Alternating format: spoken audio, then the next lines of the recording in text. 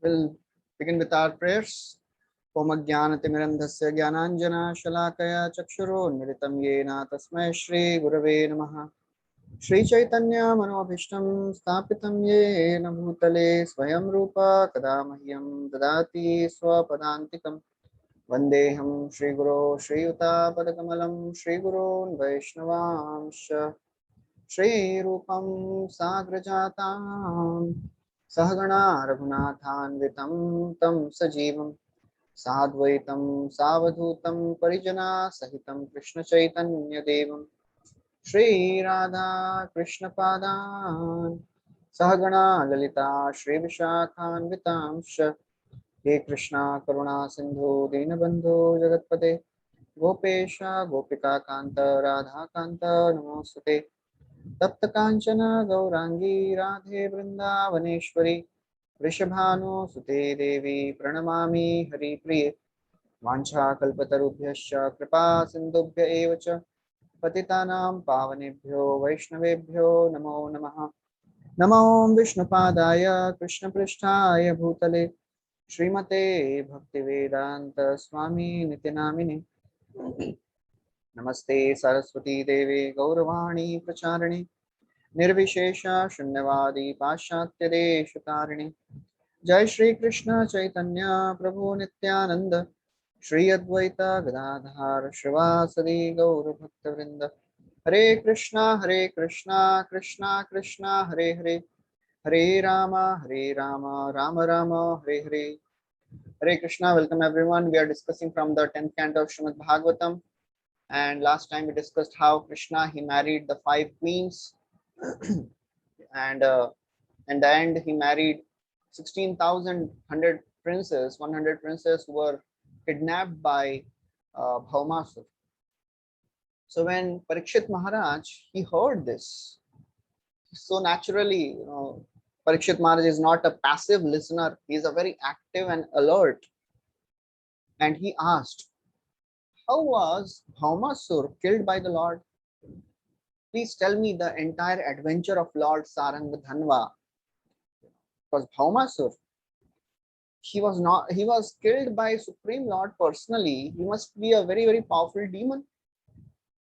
So Parikshit Maharaj he asked this question. That's a natural inquiry of a devotee. A devotee is always interested to know more and more about Krishna. Whenever a little opportunity to hear Krishna Katha arises, he takes it very, very seriously. Because the opportunity to hear Krishna Katha is a very, very rare opportunity. It is not so easily available. That's why it is said, Nayatra Vaikuntha Katha Sudhapagana Sadhavo Bhagavata Sadashraya Nayatra Yagyesh Makha Mahotsava Suresh Loko Pinavaisha Sepyatam. It is described that a devotee is not interested in staying anywhere other than the place where Hari Katha is going on, where the festival for the pleasure of the Lord is happening.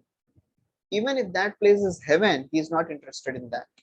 Even if that place where all these things are not there, even if that is a heaven, he'll not go there. Because whatever impels a devotee to hear about Krishna, he is interested in that situation. In the first canto, we heard how when he was cursed, Parikshit Maharaj was cursed. And all the sages they came. He had only one desire.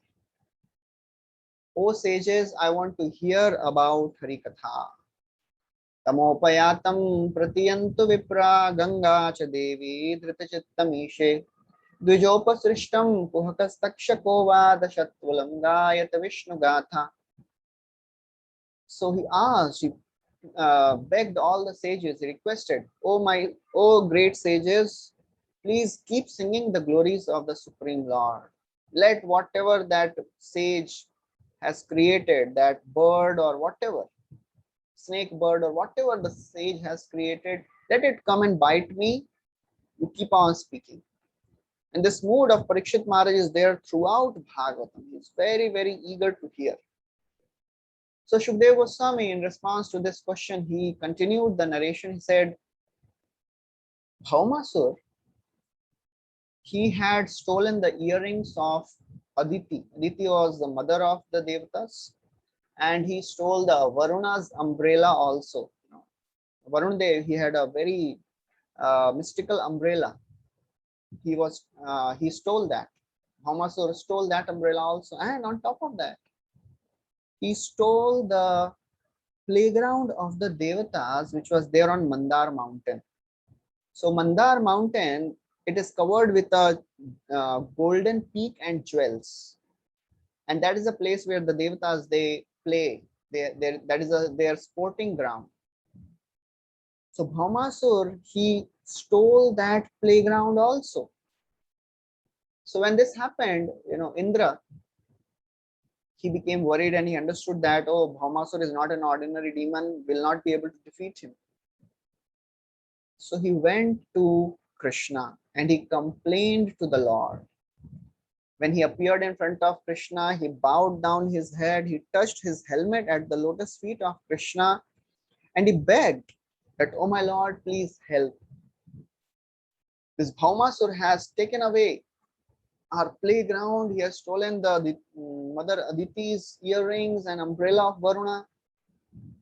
So when Lord Krishna, he heard this request, he took Satyabhama along with him, and he immediately ordered Garuda that you prepare and will go to the city of Bhaumasur. The city of Bhaumasur was Prag Jyotishpur. This Prag Jyotishpur city, it was very, very powerfully protected.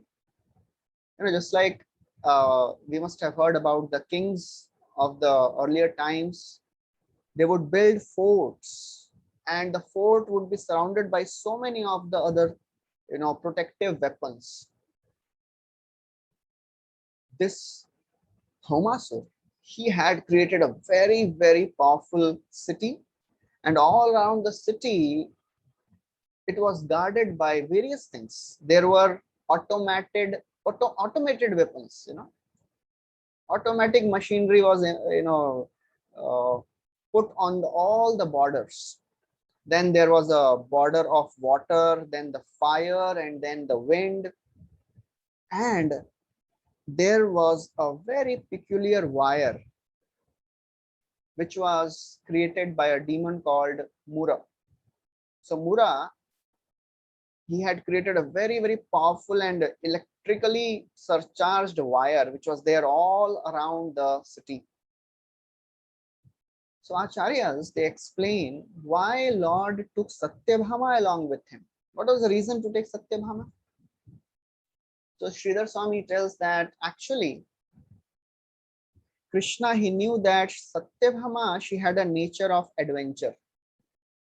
So Krishna wanted to give his adventurous wife a very, very wonderful experience. So that's why he took. And also one more reason the Acharyas, they tell that Krishna, he had given a promise to Bhumi Devi that he will not kill her demoniac son. So who was Bhaumasur? Bhaumasur was actually the son of Bhumi Devi and Varahadev. So when Varahadev lifted Mother Earth out of the Garbhodak ocean, Angani yasya sakalendriya vrittimanti, all the senses of the Lord, they can do the functions of all the other organs. So Varahadev impregnated Bhumi Devi by the touch of his tusks. And Bhumi Devi gave birth to a son, and his name was Bhaumasur. And Krishna, he had given a promise to Bhumi Devi that he will not kill Bhaumasur without her permission. So who is Bhumi Devi? She is an expansion of Satyabhama. So therefore, Krishna took Satyabhama so that she can authorize the killing of Bhaumasur. And finally, there was one more reason. One time, Narad Muni, he brought one Parijat flower from the heaven and he gave to Rukmini. Although these are all wonderful pastimes, but externally, Satyabhama Devi, she became envious. Why Rukmini has got this flower? I also want a flower. So Krishna, just like a very loving husband, he promised Rukmini that I will bring you a whole Parijat tree. You are asking one flower, I'll bring you a whole Parijat tree. And then, it is said that even nowadays, you see that husbands take their wives for shopping. So Krishna, he took Satyabhama to the heavenly planets for shopping. Because Krishna is Supreme Lord, whatever he does is exotic. So he took Satyabhama to heavenly gardens for shopping.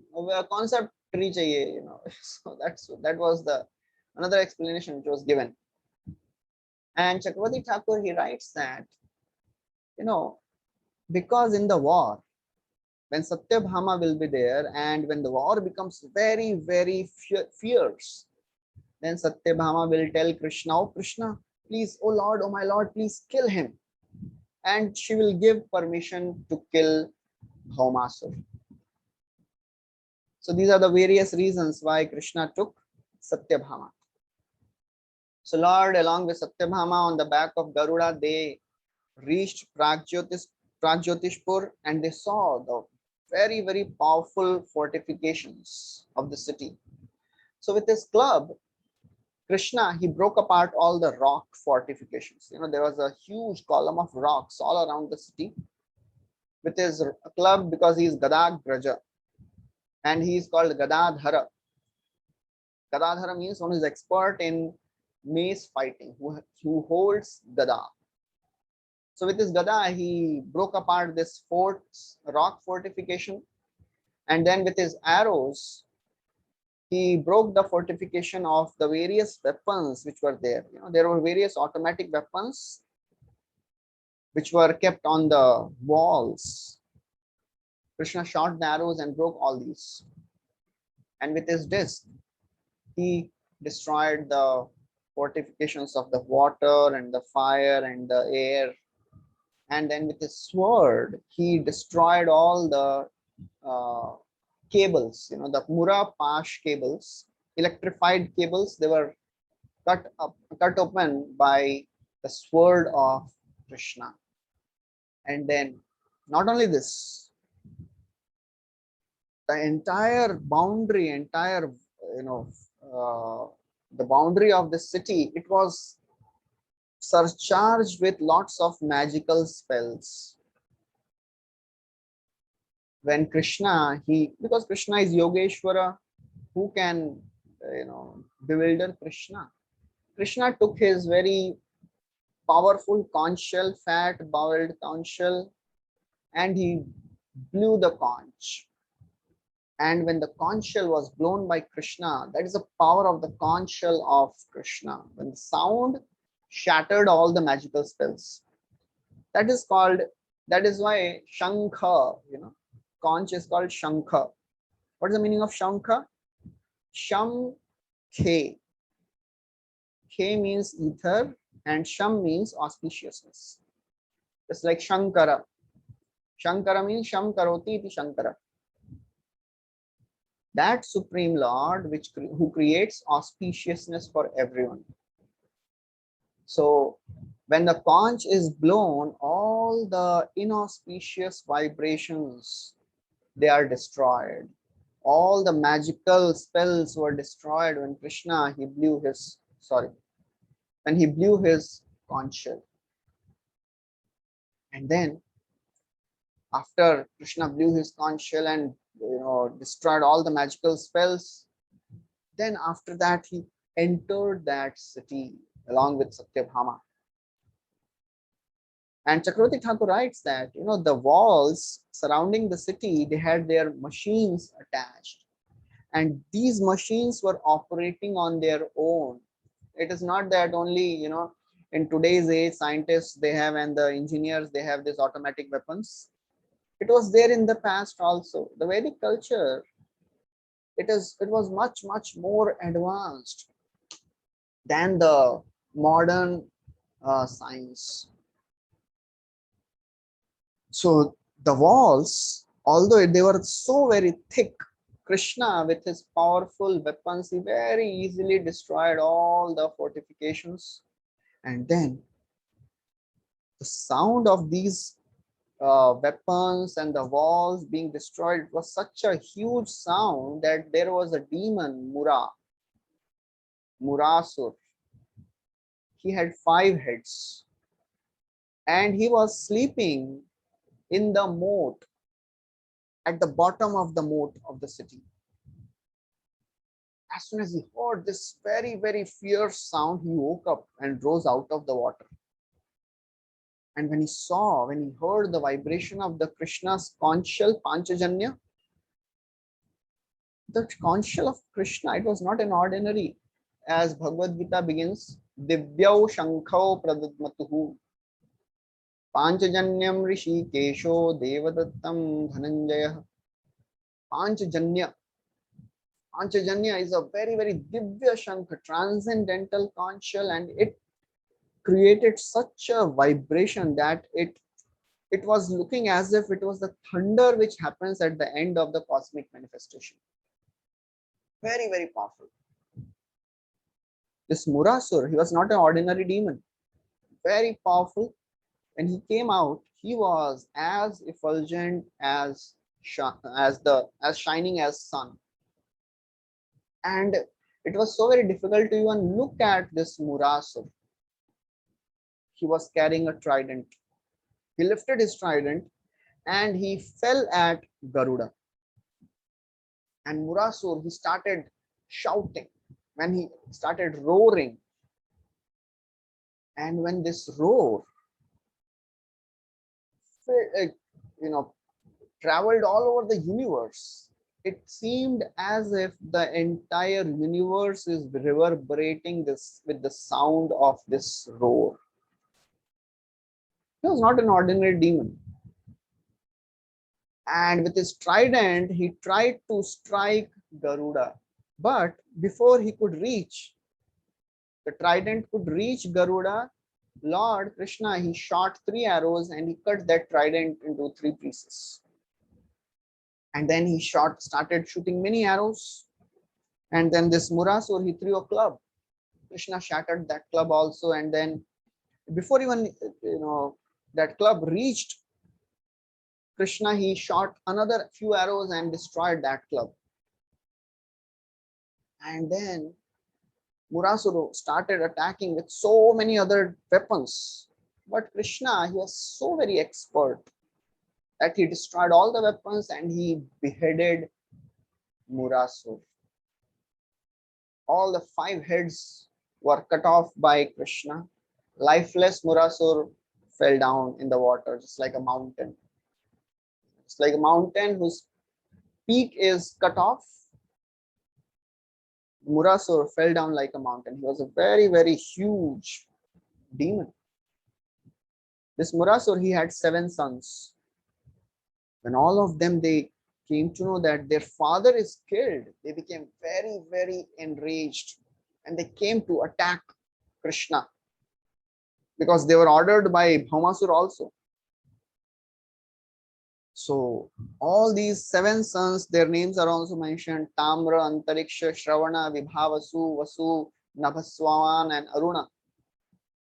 All these 7 sons, headed by their general, his name was Peter.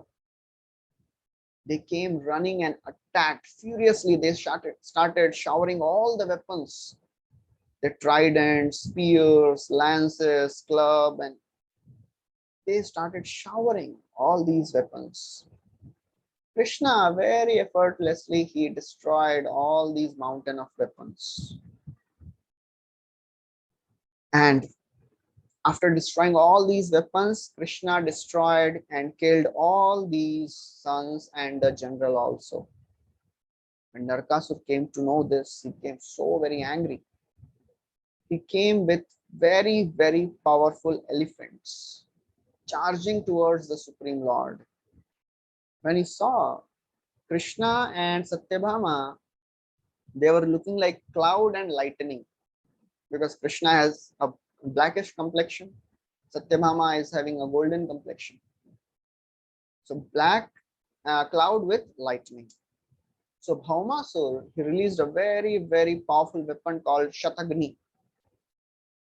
But Krishna was so expert that even before it reached, he destroyed that weapon. And then Krishna started destroying, Lord started destroying all the thousands of soldiers who were attacking and throwing weapons on him. Krishna was shooting arrows at such a great speed that all these powerful demons, they were shooting weapons, but Krishna, he shot so many arrows, and these arrows, they killed the soldiers first, and then Krishna shot another set of arrows which destroyed the weapons which were coming. So that's how swift Krishna was shooting arrows. Chakravarti Thakur writes that although Arjuna and Bhima, they are known as very, very powerful warriors, but none of these warriors are anywhere equal to Krishna. Krishna was very, very expert and very swift. In this way, Krishna destroyed all the weapons and all the soldiers also.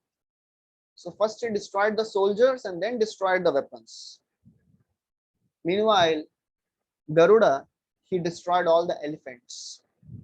So in this way, very fierce fight was going on. And then Bhaumasur, when he saw that this Garuda is attacking my elephants, he attacked Garuda with his spear. But Krishna, he destroyed that spear also, and then Bhaumasur ran with a lance. When Satyabhama, she saw that now, oh, this demon is coming to attack my lord. She started pleading, oh Lord, please kill him quickly. That's what Lord wanted. And then Bhaumasur, as he was trying to attack Krishna with all the weapons, he shot tridents. Even before releasing the trident, he was trying to throw the trident towards Krishna. Even before releasing the trident from his hand, Lord Krishna, he threw his Sudarshan Chakra, released his Sudarshan Chakra, and cut off the head of Bhaumasur. That's how this very, very powerful demon was killed by the Supreme Lord. And when Bhaumasur, he fell dead, his head, it was shining very brilliantly with helmet and all the jewelry which he was wearing on his head, in the neck and the ears. All the devatas, when they saw this wonderful feat of Krishna, they became so very joyful. They started glorifying, showering flowers. All the sages, they also appeared. They started praising the Supreme Lord in the choicest words. Now, after that, Bhumi Devi, she came, because Bhumi Devi is wife of the Supreme Lord. She came and she started offering beautiful prayers. Before offering prayers, she brought all the things which were stolen by Bhaumasur. So Bhaumasur, he had stolen the rings of Mother Aditi, he had stolen Varuna's umbrella, and he had stolen the playground. So Aditi, she gave everything to Krishna. So Bhaumasur, he was the son of Bhumi Devi and Krishna, but just by the association of a demon called Banasur, he became demoniac. Now, this is a very, very powerful example to show the power of association. Whoever you may be, if we are not associating with devotees, for sure we will not be able to maintain our devotional principles. If somebody thinks that I can practice bhakti alone, he is in big illusion, as it is always said like that. So therefore, it is said that just like when uh, there are a bird called goose. When these goose they migrate from one place to another, they fly in a formation, V formation, because this V formation helps them to reduce the air pressure and it helps them to travel long distance. Association of devotees is like this, these birds flying in formation. It helps us, it gives us enthusiasm and inspiration. The bird which is in front, he's flying and he's the one who is getting the maximum pressure of the air. But the birds which are behind, they keep making sounds. They are encouraging, yes, please, you go ahead, keep going. That's how when we are in association of devotees, we feel inspired. But Srila Prabhupada, he writes in one letter to Satswarup Maharaj, he gives a very beautiful example. He's telling that of course association of devotees is very, very crucial. Nobody can stay and continue without association of devotees. But along with the association of devotees, personal strength is also equally important. And Prabhupada gave an example of the same birds. He said that if the birds are flying and one bird is weak and cannot fly and falls down, other birds will not do anything. They will not be able to do anything. Even if they want to do, they will not be able to do anything. That bird will fall down. Similarly, now we are in association of devotees, we are flying and we can cover a long distance. But our personal sadhana, our personal practice of our bhajan, our japa, our swadhyaya, it is also equally important. If we are not making ourselves strong enough, we are not determined, we are not having the right attitude, right mood of prayerful mood, the association of devotees, it is very, very potent. But if our heart is like a barren field, we will not be able to advance in Krishna consciousness. As Srila Prabhupada would say, fertile, potent man and fertile women. So the association of devotees, the devotees are qualified and empowered to give devotion, the seed of bhakti they can give. Krishna se tomar, Krishna dite par, tomar shakati ache. They can give Krishna, but if we are not receptive enough and we don't have that strength, then that mercy which is coming, it will not help our Krishna consciousness to grow, because it is like the rains which is falling on a barren land. So our personal strength is also equally important, and the association is the crucial thing. Otherwise, we can see this example of Bhaumasur. He was a son of the Lord himself, but still he became a demon. He became Bhauma Asur. So therefore, Mother Earth, now she came and she started praising the Supreme Lord. And she said, Namaste Deva Devas Devesha Sankha Chakra Gadadhara Bhakte Chapatta Rupaya Paramatman Namosute. Namaste Deva Devesha, O my Lord, obeisances unto you. You are the God of all the Devatas. You are the holder of various weapons, Shankha, Chakra, Gada and Padma. Bhakta Ichha Patta Rupaya. This is a very interesting thing. She's telling, oh my Lord, you are assuming various forms just for the sake of your devotees.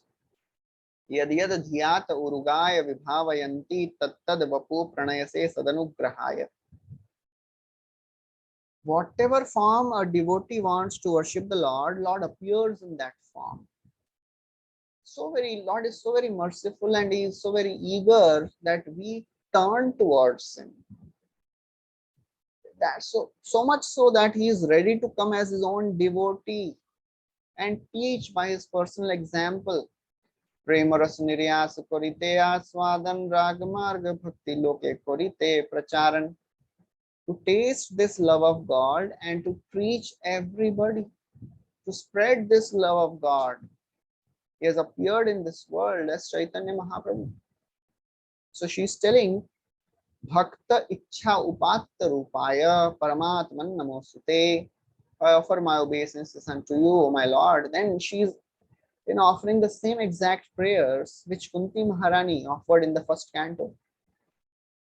Namah Pankajanaabhaya, Namah Pankajamaline, Namah Pankajanetraya, Namaste Pankajandhre. Just like Lord's body is compared with lotus flowers, various parts of the body. Namaste Pankaj, Namah Pankajanabhaya, she's offering obeisances to the lotus navel, lotus flower garland which she is wearing, the lotus petal like eyes, and the lotus feet of the Lord. Actually, the 8 parts of Krishna's body, they are compared with lotus. Netra Nabhi Vadan Karayuga Charan, Ei Ashta Padma Krishna Ange, Karpur Lipta Kamala, Tara Vaiche Parimala, Sei Gandha Ashta Padma Ange. So, Netra, Nabhi and Vadan, the 2 eyes, lotus navel, lotus face, 2 hands and 2 feet. They are compared with lotus flower. And from all the bodily parts of Krishna, there is a very, very attractive fragrance which comes. What is that fragrance? Karpura lipta kamala tara vaiche parimala. The fragrance of lotus mixed with camphor. That is a fragrance which comes from all the bodily parts of Krishna. So she is offering respects. Namo Bhagavate Tubhyam Vasudevaya Vishnave Purushaya Dibijaya Purna Bodhayate Namaha. Namo Bhagavate Tubhyam. O Supreme Personality, I am offering my obeisances unto you. You are Vasudeva. You are Purushaya Adi Bija. You are the original seed of all the cosmic manifestation. You are the omniscient one. So she's telling that because you are unborn, although you are unborn, you are generating universes. So she is telling so many contradictory features of Krishna. You are unborn, still you are generating universes. Although you are generating universes, you are impersonal Brahman. Although you are impersonal Brahman, you have a form. And although you have a form, but you have unlimited energy, because generally, a form means limited. That is how Lord is full of inconceivable potencies. Srila Bhaktivinoda Thakur, he writes in his book called Dashamula Tattva, he writes that Lord has a potency called Virodha Bhanjika Shakti. This Virodha Bhanjika Shakti, it has the power to harmonize all the contradictory qualities of the Lord. He's born, but he's unborn, but still takes birth. He has no legs, but still he walks. He has no eyes, but still he sees, as Ishopanishad describes. So that's what Bhumi Devi is telling. She's telling that, oh my Lord, I offer my obeisances unto you. You are the source of unlimited energies. You are the super soul of all the souls. You are the source of creation, maintenance, and destruction. Although, to do the creation, the modes are involved, but you are never covered by the modes. You always stay uncovered. You are the eternal time. You are the Pradhan. You are the Purusha. So this conception and this philosophy and this understanding is there in all the great devotees of the Lord. They are never confused. Who is the Supreme Lord? He is the creator, maintainer, and destroyer. He is the eternal time. In the first canto, Bhishma Deva also tells the same thing. He says, Sarvam Kala Kritam Manye Bhavatam Chayada Priyam Sapalo Yad Vashe Loko Vayuriva Ghanavali. O Pandavas, don't worry. You are thinking why this is happening. This is all the will of time. Who is that time factor? That Supreme Lord Krishna is that time factor. Eshavai Bhagavan Sakshat Adyo Narayana Puman Mohayan Mayaya Lokam Gudha Charati Vrishnishu. This Supreme Lord who is standing in front of you as Krishna, you are thinking he is your cousin, he is your master, he is your friend. Yanmannase Matuleyam Suren Mitram. He is the Supreme Personality of Godhead. She is telling you are the source of all the 24 elements. Lord, after hearing all these prayers, he may ask, okay, what do you want then? So then Bhumi Devi, she brings the son of Bhaumasur in front. She's telling, my Lord, he's the son of Bhaumasur. He's frightened by seeing all this war and his father being killed. And now he is surrendering unto you and he's approaching your lotus feet. Please give him fearlessness, because you are the one who can remove the distress of all the living entities. Please give him shelter. So Jiva Goswami tells that actually she's not mentioning that that this son is related to Bhauma. She just mentions once, and then she's telling how he's frightened and how he's surrendering to you, because she knows that, okay, because my son is wicked, and if I tell, oh, he's the son of Bhaumasur, Krishna may think, oh, he's also wicked, I'll kill him also. So anticipating that, she is not telling much of the connection of the son with the father. So Krishna, so she's telling that, okay, you are the one who can remove the fear. You can make him fearless. Krishna may tell, Are, if I'll do that, he will perform evil actions like his father. Bhumi Devi tells, no. Wonderful feature about your mercies, O my Lord, when you put your hand on his head, that hand destroys all the sins. That hand will remove all the tinge of contamination which is there in the heart of this boy. That's the beautiful nature of Krishna. By the touch of Krishna's hand, one becomes completely purified. What to speak of the touch of a hand?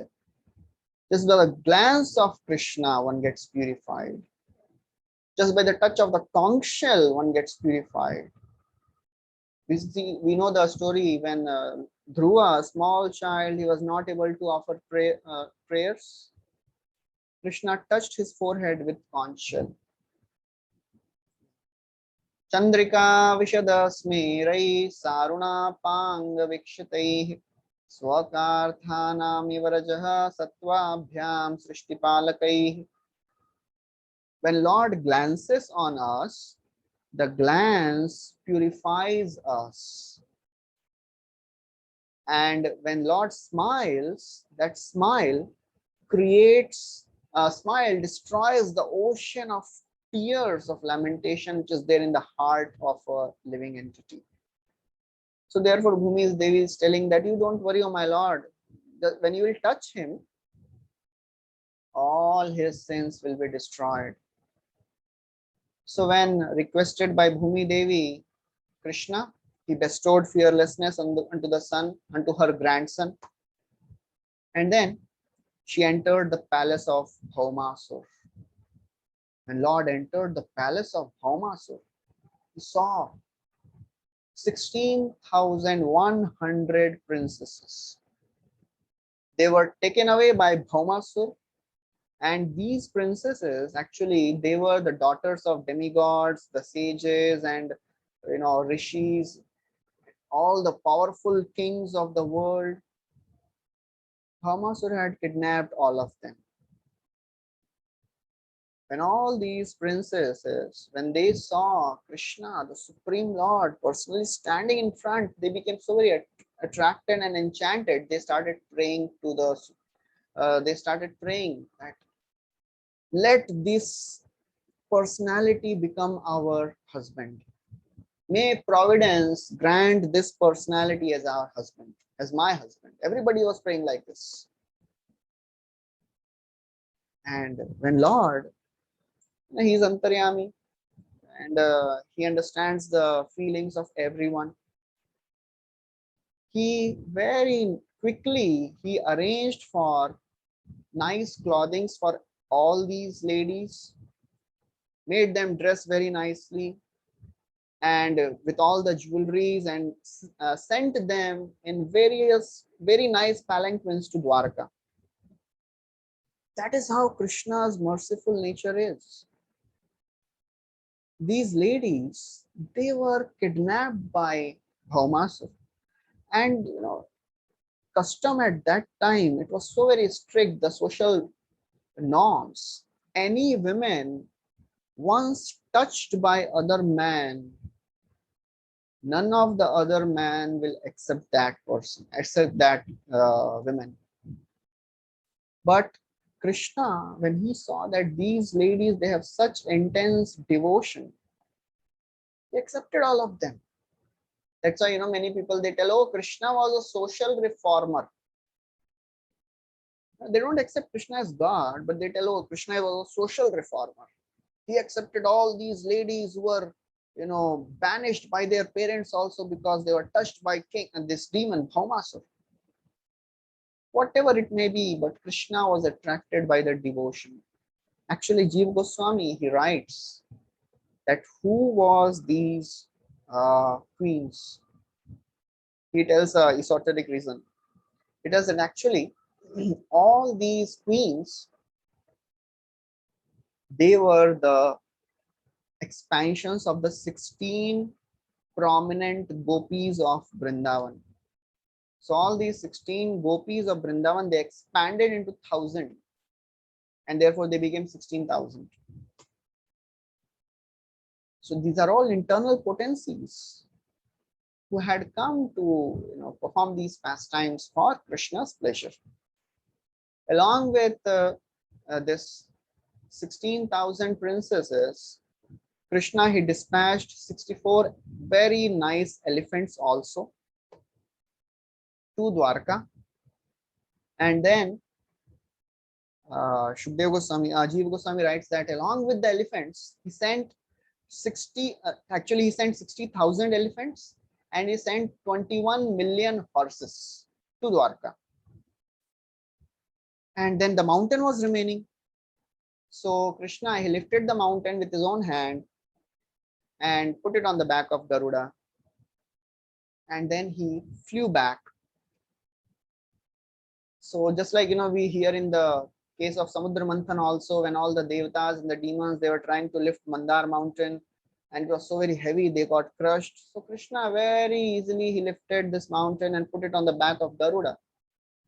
Similarly, in this case also, Krishna lifted this whole mountain peak, and put it on the back of Garuda. And Garuda, for him, it was not a very heavy thing. He carried very easily this mountain peak.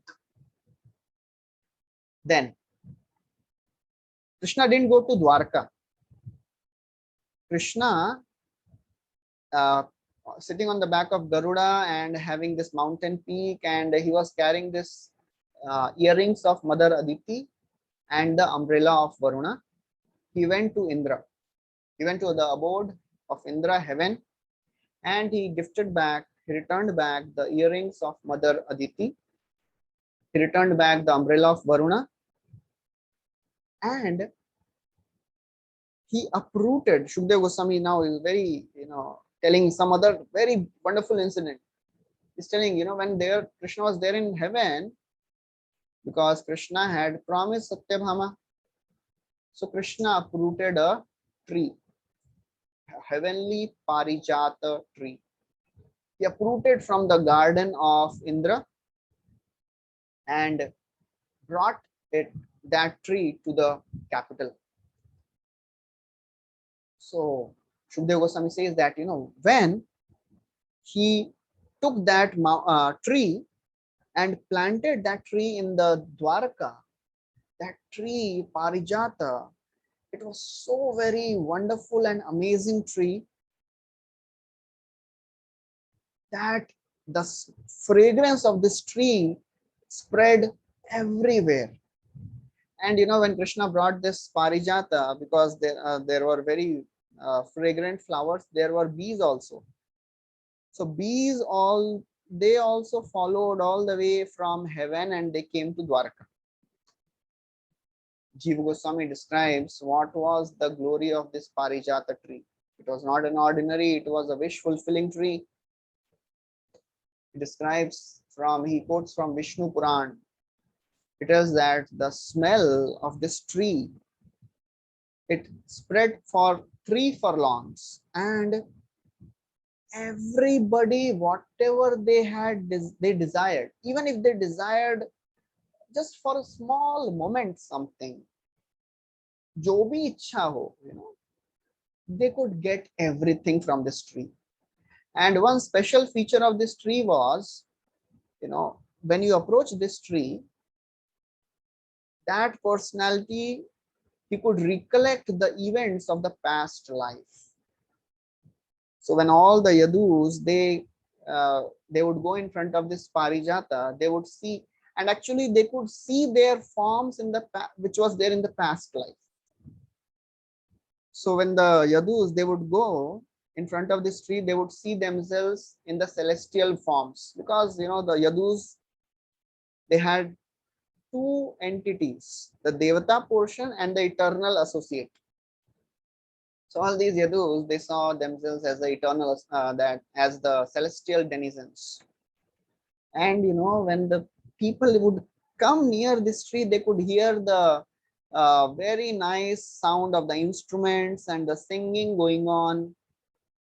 That was sound which was coming from this tree. It was a very wonderful tree. And this tree, it was so very wonderful. Sometimes it would become small, sometimes big. Sometimes the branches of this tree would cover the entire Dwarka. And sometimes it would become so small that you can keep it in your palm. So that was the wonderful Parijata. And Jiva Goswami tells another insight. He tells that when he took that mountain peak from Pragjyotishpur to heaven, he didn't give back that mountain peak. He brought that mountain peak to Dwarka. So he brought that Parijata tree and that jeweled mountain peak back to Dwarka. So Harivamsha describes this, that Krishna, he entered his house and placed this jeweled mountain peak as well as the great Parijata tree in Dwarka.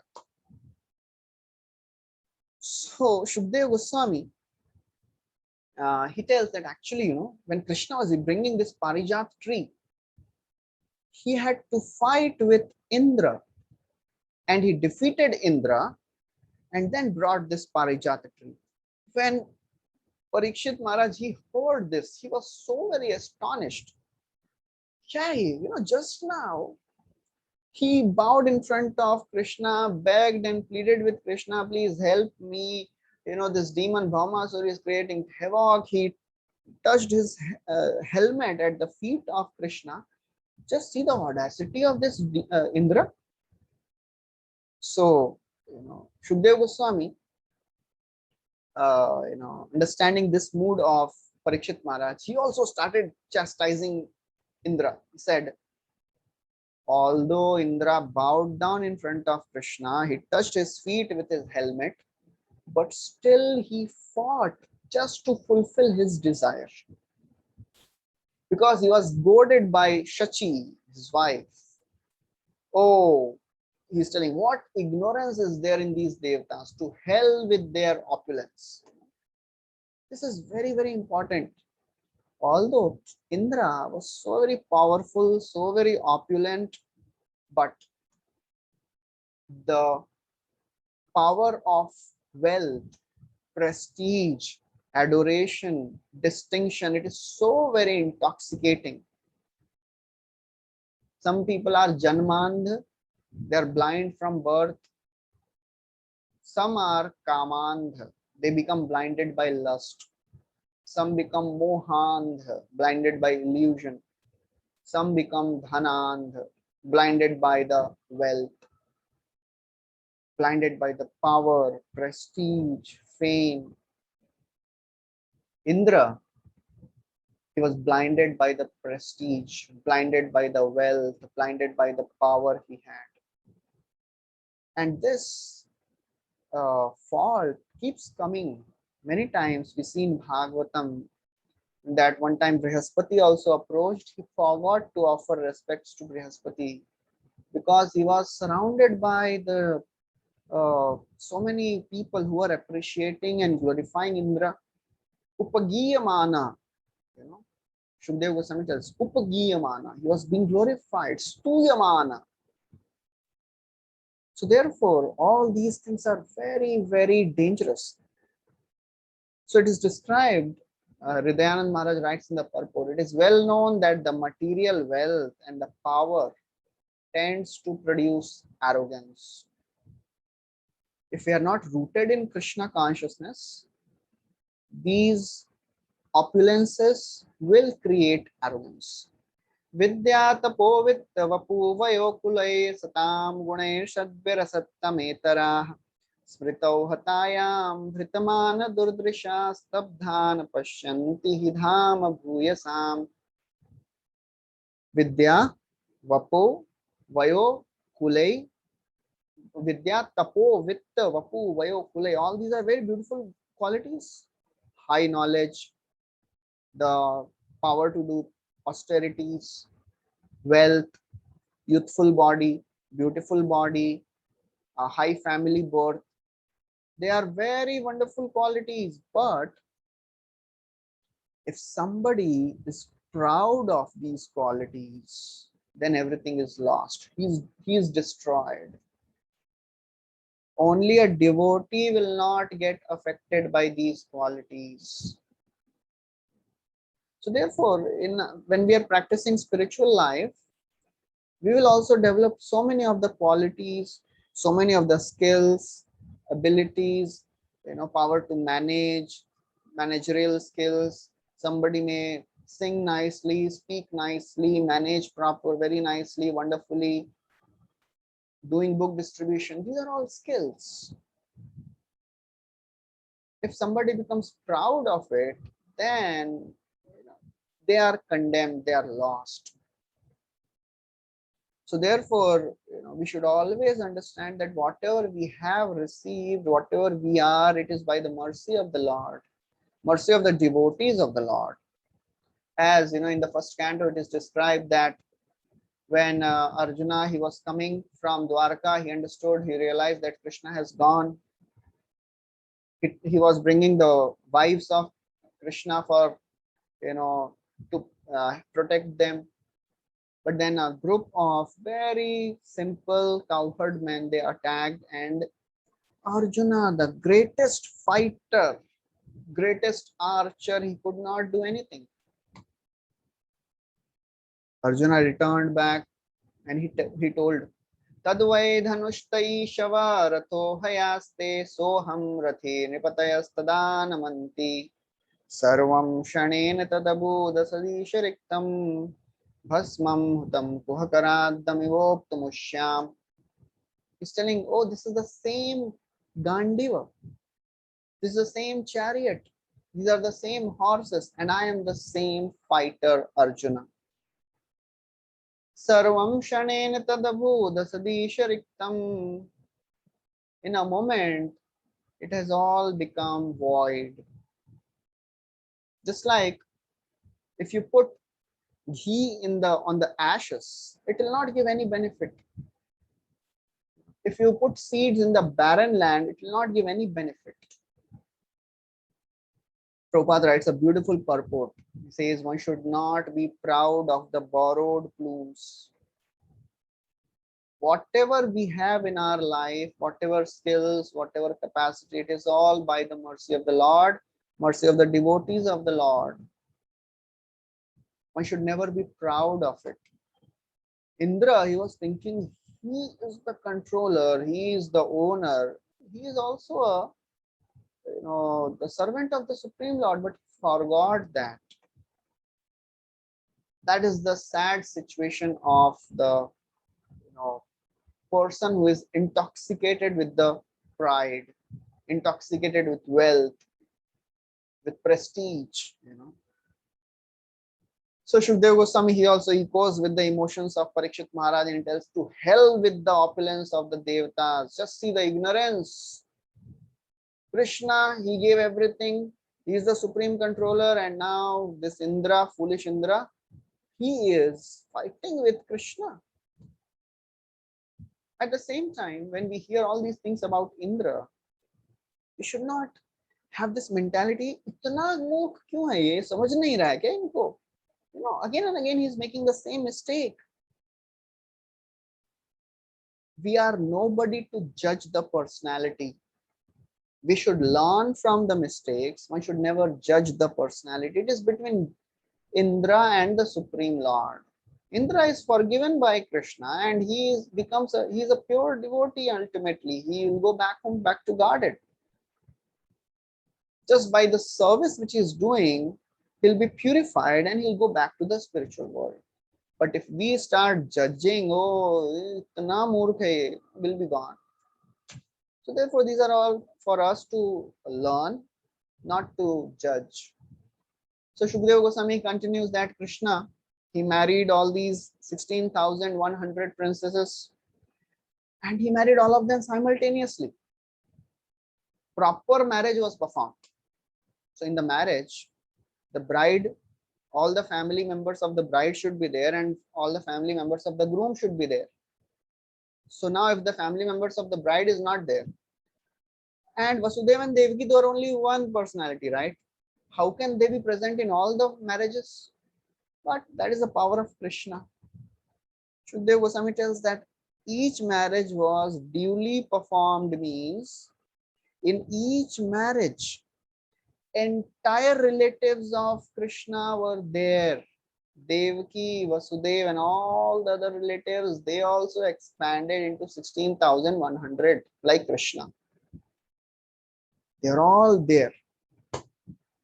So therefore, when Krishna does something, he does it with a style. Nobody can do the way Krishna does a particular thing. Krishna married each of them, and he gave each of these queens individual palaces, and he was there with them personally. And Shukadeva Goswami tells that throughout the day, Krishna would be there with them. Only for the sake of managerial and all the administration, he would come out. Otherwise, he would be enjoying with all these queens, although he is self-satisfied. Karmani hasya bhavo bhavasyate Durga shrayo thari bhayat palayanam Kalatmano yat pramadayutashramam swatman rate khidyati dhir vidamiha. Uddhava is telling to Maitreya. He is telling such an amusing thing. He is telling, Arey, Krishna has nothing to perform, no work to do. Still he is doing so many things. He is unborn. Still he takes birth. He is a personality from whom fear personified fears. Arey, he is running from Jarasandha. Bhayat palayanam. He is self-satisfied. He is marrying 16,000 queens. Khidyati dhir vidamiha. Nobody can understand the pastimes of Krishna. Even great personalities are bewildered. That is the wonderful nature of Krishna. He can bewilder anybody. So these women, all these queens, they obtained the Supreme Lord, who is the husband of Goddess of Fortune. And they were so very fortunate that even great devatas, great rishis, even Brahma, even Shiva, they are not getting such mercy as these ladies. They were joking with Krishna, they were smiling, they were, you know, there with Krishna.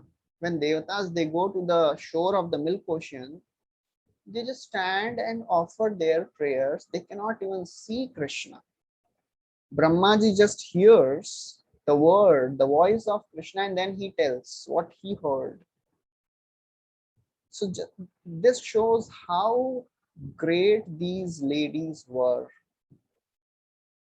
that they were getting a chance to be with Krishna, to speak with Krishna, joke with Krishna, and they were doing everything.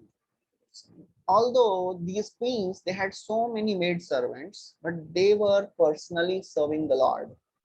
They were massaging his feet, they were making pan, they were, dressing him, they were fanning him, anointing his hair with nice oils, and they were putting sandalwood paste, putting garlands, so many things, everything they were doing. That shows the great nature and position of these ladies. So this is the end of this chapter. We'll stop here. Thank you very much. Hare Krishna. Shri Prabhupada ki jai. Granthra Srimad Bhagavatam ki jai. Shri Krishna Bhagwan ki jai.